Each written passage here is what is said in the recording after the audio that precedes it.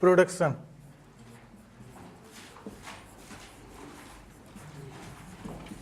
Production is defined as the creation of the value.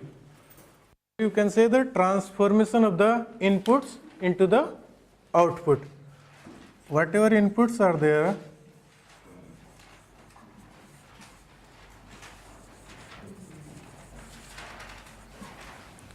so inputs can be converted into the output.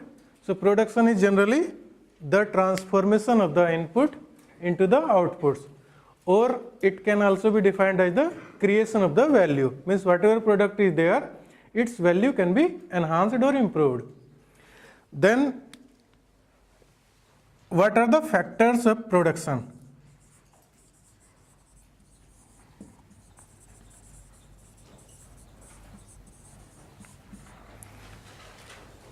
In the economics, the factors of production means how we can produce a good or service.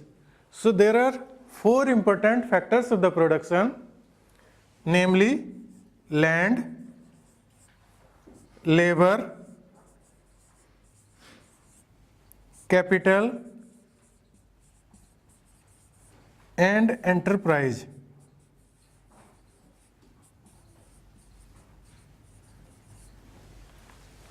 So any production can be governed with these 4 factors. So land is simply doesn't mean the earth surface. Each and every factor has the certain characteristics. In the economic term or in the economics, these factors of production can be defined as, first one, that is land. Land refers to the gift of nature, and it includes all the minerals in and on the earth, in the sea, or whatever, or you can say everything in the sea, the air, and anything in the air. Means whatever natural gifts are there, either they can be ore, either oil is there, or either air is there, either in the ocean, whatever products are there, they can come under the land. Land means fixed. So note down the certain characteristics of the land, then you may be able to clarify the exact wording of the land. So note down the 3 or 4 characteristics of the land. Land is the nature's gift. It is fixed in quantity. Third one, it is permanent.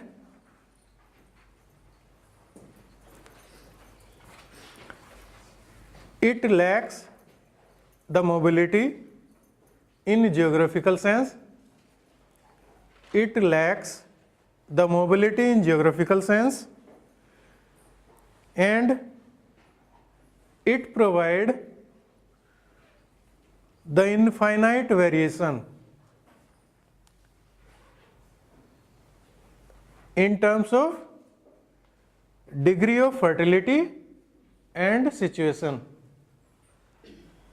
So land is generally all those resources which are fixed, which has the least mobility, or whatever firm is there at a particular location, it cannot be shifted to the elsewhere. Clear? So there are certain things, geographically it cannot be shifted from one place to the another place, and it varied from one place to the another place in terms of the fertility as well as in terms of the situation. Or it is not man-made, it is always the natural gift. And then second one is the labor. Labor refers to the any human effort, either physically or manually and mentally. Means the work may be done either through mental or through physical, which is directed to the production of the goods and services. And the characteristics of the labor is inseparable from the laborers. Second one, the labor has sell his labor in person. Means whatever labor is done by the laborer, so it can sell it in the form of mandate, say for example in person. Then next one, labor doesn't lose. And another point is that it has very weak bargaining power. Means if a labor is not agreed to do the some kind of work, so it cannot has the much capacity for bargaining, because if one cannot be able to do the work, so the another can take the same duties. Clear? So the bargaining power is not much flexible in case of the labor. Then third one is the capital. Capital refers to the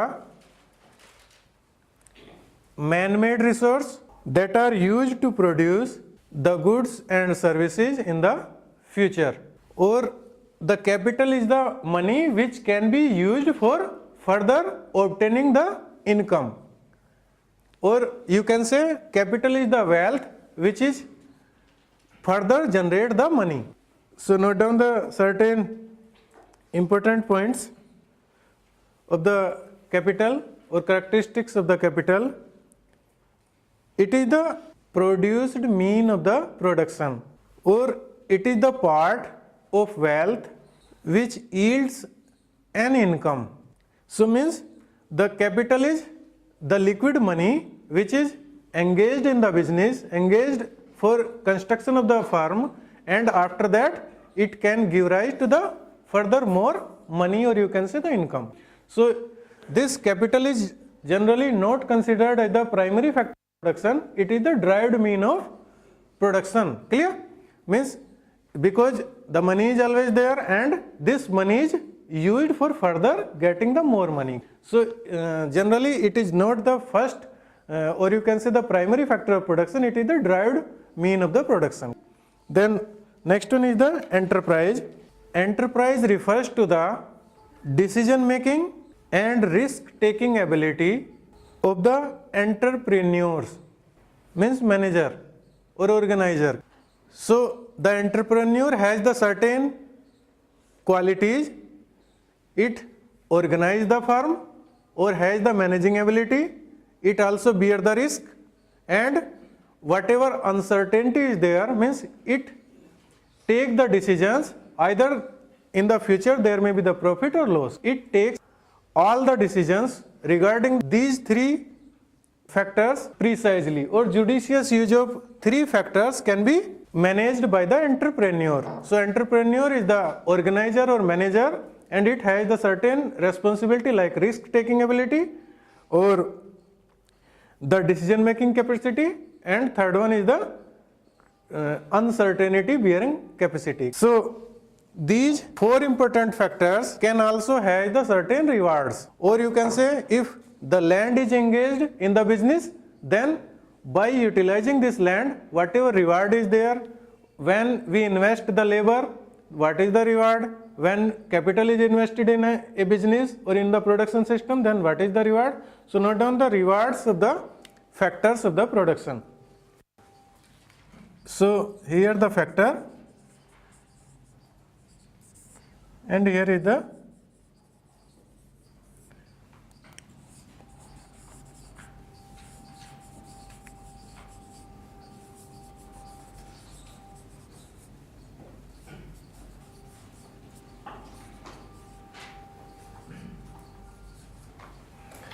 so if land is engaged in the business, then the reward is known as the rent. Means whatever money is given by utilizing this land, whatever money is obtained, this is known as the rent. Then labor get the wages. The reward of labor means whatever money is getting by the laborer, this is known as the wage. Clear? And if is invested, then what is the reward? Interest.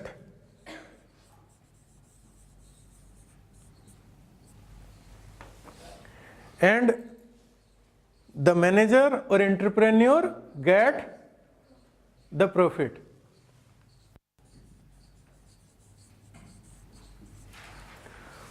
So in any production process or in any firm, these are the important factors of the production. Then comes to the market. Usually the market means a place where buyer and the seller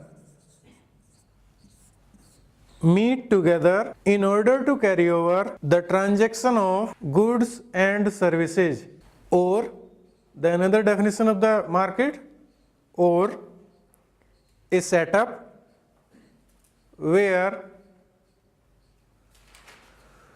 two or more parties are engaged in the exchange of goods, services, and information is called a market. But in economics, the market can exist even without direct contact of the buyer and sellers. Means although market is that place where buyers and sellers, or you can say the two different parties or more than two parties can be engaged in the exchange of goods and services. But it is not always true, because there are e-markets or the stock market are also there where the two parties, or you can say buyers and sellers, are not intercourse to each other or not met to each other. So in economics, market can also exist even without direct contact of the buyers and sellers. Then the classification or types of the market.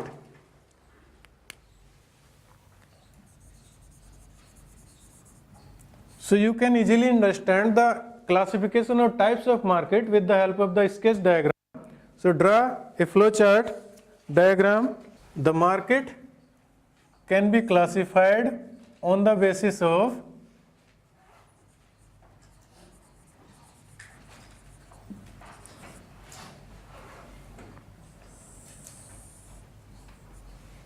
number one, place.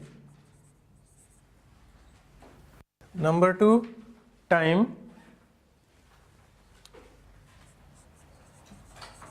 And third one is competition.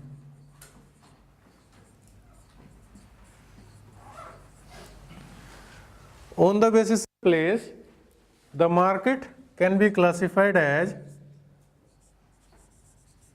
local market, national, and third one is the international.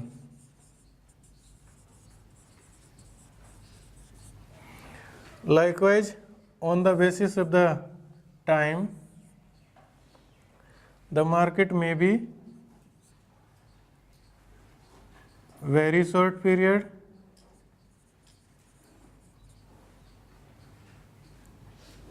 then short period,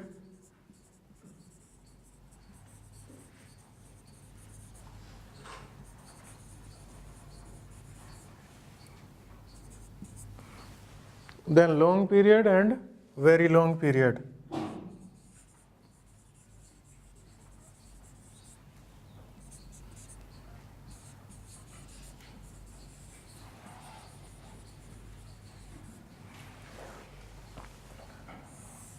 On the basis of the competition, the market may be of two kinds. First one is the perfect.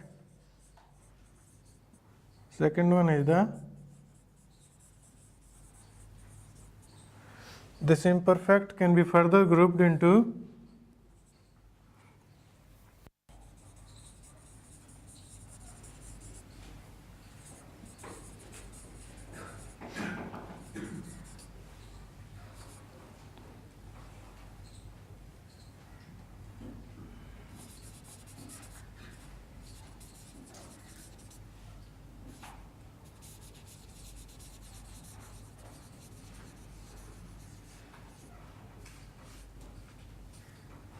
monopolistic.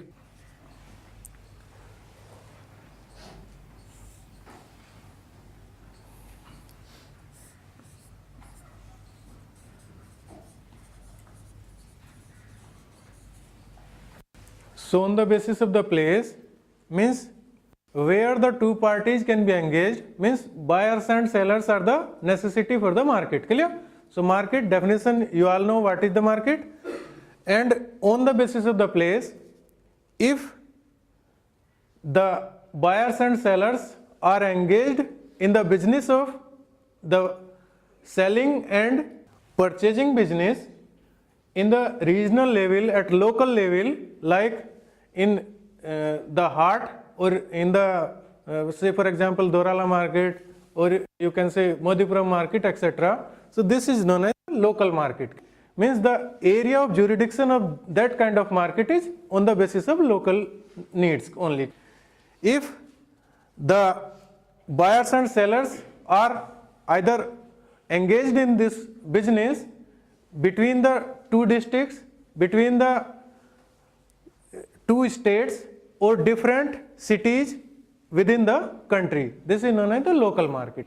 And international market means when the export and import is based on the two different countries. So whatever things can be either purchased or sell between the two different parties depending on the place, what is the jurisdiction area of that particular market. So on the basis of these market can be defined. On the basis of time, because certain commodity are very perishable in nature, or you can say having very short life period. Say for example fish, or you can say milk, they can spoil within a short period of time. So that kind of commodity comes under the very short period market. But some of the things or commodity or goods or services are having certain longer life but not too much. Say for example only 1 week or 2 days, 4 days, say for example flower markets, or you can say vegetable markets. Then long period means the commodity like cereal grains, pulses grains or oilseed grains, means the commodity which has the certain longer period, say for example 1 month, 2 months, 6 months, etc. Clear? And very long period means the certain commodity can be not lost the viability up to few years. So that kind of commodity comes under the very long period market. Then based on the competition, the market can be grouped into two. One is the perfect market, another is the imperfect market. So what is the perfect market? There are certain important characteristics which can be fulfilled by the perfect market, and if there is any deviation or any sort of that particular set of the components, the market is automatically known as the imperfect. Perfect means when all the things are okay, this is known as perfect, but if any one is deficient or more than one is deficient, then this is known as the imperfect. So note down the characteristics of the perfect market. Perfect market has the large number of buyers and sellers.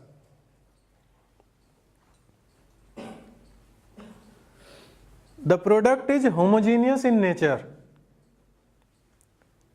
Means whatever object, whatever goods or whatever service is subjected for selling or purchasing, this should be homogeneous. Means there is no much difference between the different products, either sell by the different sellers or purchasing by the different consumers. Then third one is the free entry and exit of the firms. Means within the market anyone can sell the product or anyone can purchase the product. Means there is no boundation, means free entry or exit, or you can say if there is only 10 farmers or 10 firms are involved in the market business or exchange business, then the number cannot be restricted. Anyone can leave at any time and anyone can enter at any time. Clear? Then next one is the no government regulation. Means there is no regulation on the either prices, either taxes, etc. Then next one, perfect mobility of the resources and perfect knowledge of the market.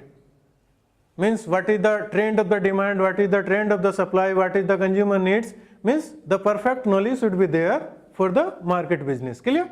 So if these things can be fulfilled by any of the kind of the market, this is known as the perfect market. But if anyone is lack, either there is some regulation of the government, either there is some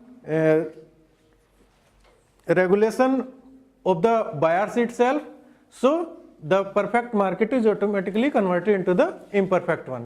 So then in imperfect market, monopoly means only one seller is there. Means, say for example, you are forced to buy if you have the need for that particular product. Means there is no particular substitution of that particular product. This is made up by the only one manufacturer. So if you have the need for that particular product, you are forced to buy, either the price of that particular commodity will be reached to the beyond the purchasing limit of that particular consumer. Clear? So monopoly means simply means the he or she has the complete regulation on that particular product and there is no clause substitution. So note down the 2 or 3 things of the monopoly. Monopoly means no clause substitute is there, no clause substitute of that particular product is there. Say for example, if this pen is for having the certain characteristics and another pen cannot fulfill all the criteria of that particular firm. So this is the monopoly of that particular firm, say for example. Or you can say if railway is there, so there is no another agency which can interfere with the railway, say for example. So it is the monopoly of the government, or you can say railway cannot be substituted by the another private organization, say for example. Clear? So no clause substitute is there, only one seller is there, and the considerable control on the price means the seller can decide the price of that particular commodity by its own. There is no regulation of the government, there is no fluctuation according to the demand or supply. He will or she will free for setting the prices of that particular commodity. Then next one, duopoly means, as the name indicate, only two sellers are there. Say for example, in the market of this Madhupram market, if only two vegetable shops are there, so there is the example of duopoly. Means only two, either two photocopier machines are there in the market, so you have no option other than the two, simply. So duopoly means only two sellers, the products are homogeneous and they can regulate the prices or supply according to their personal understanding. Means they can behave like the monopoly, but up to some extent. Means if the faith of one seller is not to the another one, then they can fluctuate the market accordingly. So duopoly is good for consumer point of view as compared to the monopoly. Then oligopoly means the few sellers are there, means instead of the two, more than two sellers are there, but number are not too large, but there are few in numbers, and the product is homogeneous and has the some control on the prices. Means they have the some control on the prices, although they cannot fluctuate the prices as compared to the monopoly, but they influence the prices of that particular commodity up to some extent. Say for example, different kinds of the computers are there, so very few companies are there, not too much. So either you can buy from the Dell or from the Innova, means there are a Microtex, etc. Means there are, or you can say in the good quality mobiles, so the G4 or G3, there are few companies are there, means not much. Then the monopolistic means there are many sellers.